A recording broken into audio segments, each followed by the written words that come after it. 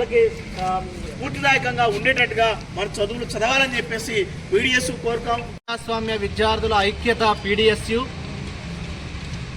PDSU రాష్ట్ర general కౌన్సిల్ని PDSU నిర్మాత George Reddy స్ఫూర్తితోని, Jampala Chandrasekhar Prasad అమరత్వం స్ఫూర్తితోని, ఇదే ప్రాంతంలో పీడిఎస్యులో పనిచేసినటువంటి బత్తుల వెంకటేశ్వరరావు స్ఫూర్తితోని మన గిరిజన ప్రాంతం అయినటువంటి భద్రాచలంలో పీడిఎస్యు రాష్ట్ర కౌన్సిల్ని నిర్వహించుకోబోతా ఉన్నాం. ఫిబ్రవరి 4, 5 తేదీల్లో 2 రోజుల పాటు ఈ కౌన్సిల్ని నిర్వహించుకోవడం అనేది జరుగుతుంది. గతంలో నిర్వహించినటువంటి ఉద్యమాన్ని సమీక్షించుకొని రేపు భవిష్యత్తులో ప్రభుత్వాలు అనుసరిస్తున్నటువంటి విద్యా వ్యతిరేక విధానాలని విద్యార్థుల్లోకి తీసుకుపోవడం కోసం ఈ సమీక్షా సమావేశాలు నిర్వహించుకోవడం అనేది జరుగుతూ ఉన్నది. ఈ గడిచినటువంటి స్వాతంత్రం రాకముందు కానీ స్వాతంత్రం వచ్చిన తర్వాత ప్రభుత్వాలు విద్యారంగాన్ని పూర్తిగా విస్మరిస్తున్నటువంటి సందర్భాలను మనం అనేకం చూస్తూ ఉన్నాం. 70 ఏళ్ళ పైబడినటువంటి స్వతంత్ర భారతంలో ఇంకా విద్యారంగాన్ని అభివృద్ధి చేయండి, విద్యను కాపాడండి అనే దుస్థితిని ఇవాళ మన భారతదేశంలో కొనసాగుతున్నటువంటి పరిస్థితిని పాలక ప్రభుత్వాలు మనకు కనిపిస్తూ ఉన్నాయి.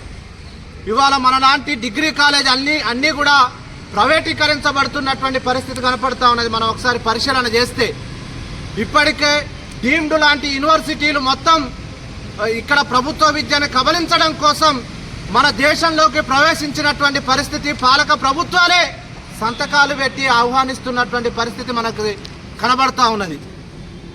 ఇంటర్మీడియట్ విద్య ప్రైవేటీకరించబడింది. వృత్తి విద్యా కోర్సులు అన్నీ కూడా కనుమరుగవుతున్నటువంటి పరిస్థితి కనపడతా ఉన్నది.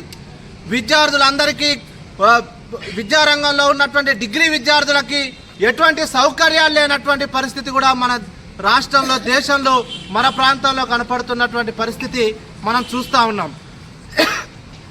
దీనికి ప్రధానమైనటువంటి కారణం ప్రభుత్వాలు ప్రైవేటు రంగాన్ని ప్రోత్సహించడం మూలంగా, గుత్తాధిపత్యం కలిగినటువంటి డబ్బులున్నటువంటి వాళ్ళని ప్రోత్సహించడం మూలంగా విద్యను పెట్టుబడిగా వాళ్ళు లాభాలు గడించడం కోసం ఇవాళ విద్యని వ్యాపారం చేస్తున్నటువంటి పరిస్థితి కనపడతా ఉన్నది.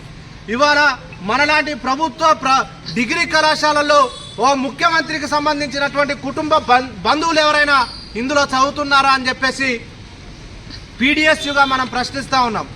మనలాంటి పేద విద్యార్థులు, ఒక ఆటో కార్మికుడి కొడుకు, వ్యవసాయదారుల కొడుకులు, హమాలి కార్మికుల కొడుకులు మాత్రమే ఇవాళ ప్రభుత్వ విద్యను చదువుతూ ఉన్నారు తప్ప ఓ మంత్రి కుటుంబానికి సంబంధించినటువంటి వాళ్ళు లేదా ఒక ఎమ్మెల్యే కుటుంబానికి సంబంధించినటువంటి వాళ్ళు మనతో పాటు కలిసి కూర్చొని చదివితే మన బాధలు, మనకు కావాల్సినటువంటి సౌకర్యాలు వాళ్ళకు తెలుస్తాయి. అవి సరైనటువంటి నిర్ణయాలు అసెంబ్లీలో చేసేటటువంటి అవకాశం ఉంటుంది. అట్లా ఉన్నోడికైనా పేదోడికైనా ఒకే సమానమైనటువంటి విద్యా విధానం కావాలని జార్జి రెడ్డి ఇచ్చినటువంటి పిలుపులో 50 ఏళ్లుగా ఇక్కడ పీడిఎస్యు శాస్త్రీయ విద్యా విధానం కోసం పోరాడుతూ ఉన్నది, కొట్లాడుతూ ఉన్నది. ప్రభుత్వాలు మాత్రం విద్యారంగాన్ని ప్రైవేటీకరిస్తూ ఉన్నారు. ఏసీ గదులలో చదువులు చెప్పించడం కోసం ప్రోత్సహిస్తూ ఉన్నారు. మనలాంటి వాళ్ళు చెట్ల కింద కూర్చొని ఇవాళ ఏసీ కార్పొరేట్ విద్యని కొనుగోలు చేసినటువంటి వాళ్ళకి మనకి పోటీ కాంపిటేటివ్ ఎగ్జామ్స్ పెడతా ఉన్నారు. ఇవాళ అనేకమైనటువంటి పేపర్ లీకేజీలు జరుగుతూ ఉన్నాయి. వాళ్ళకి పేపర్ లీకేజీ జరుగుతున్నటువంటి సందర్భంలో ఏసీ గదులలో ఉన్నటువంటి వాళ్ళకి పేపర్ లీకేజ్ అయ్యి వాళ్ళు ఉద్యోగాలు సాధిస్తూ ఉన్నారు. మనలాంటి వాళ్ళు అరకొరమైనటువంటి సమస్యల నడుమ చదువుతున్నటువంటి వాళ్ళు ఉద్యోగాలకు దూరం అయ్యేటటువంటి పరిస్థితిని వాళ్ళ పాలక ప్రభుత్వాలే కల్పిస్తూ ఉన్నాయి. అందుకోసమే మనకు కావాల్సినటువంటి సమానమైనటువంటి విద్యా విధానం కోసం పీడిఎస్యు పోరాడుతూ ఉన్నది. ప్రైవేటీకరణ లేకోకుండా ప్రభుత్వ విద్యను బలోపేతం అభివృద్ధి చేయాలని చెప్పేసి పీడిఎస్యు పోరాడుతూ ఉన్నది. ఇంకా సంక్షేమ హాస్టల్ విద్యార్థుల కోసం నూతనంగా ఏర్పడినటువంటి గురుకులాలలో సమస్యలు పరిష్కరించాలని చెప్పేసి ఇవాళ పీడిఎస్యు పోరాడుతూ ఉన్నది. స్కాలర్షిప్ల కోసం పోరాడుతూ ఉన్నది. విద్యారంగ సమస్యలు పరిష్కరించాలని చెప్పేసి పోరాడుతున్నటువంటి నేపథ్యంలో ఇవాళ పీడిఎస్యు జనరల్ కౌన్సిల్ నిర్వహించుకోవడం అనేది జరుగుతూ ఉంది, రాష్ట్ర జనరల్ కౌన్సిల్ని. అందుకోసమే మీరందరూ ఈ కౌన్సిల్లో పాల్గొని ప్రభుత్వ విద్యారంగాన్ని వ్యతిరేకిస్తున్నటువంటి మూలాలని పట్ల సమీక్షా సమావేశాలు జరుగుతాయి.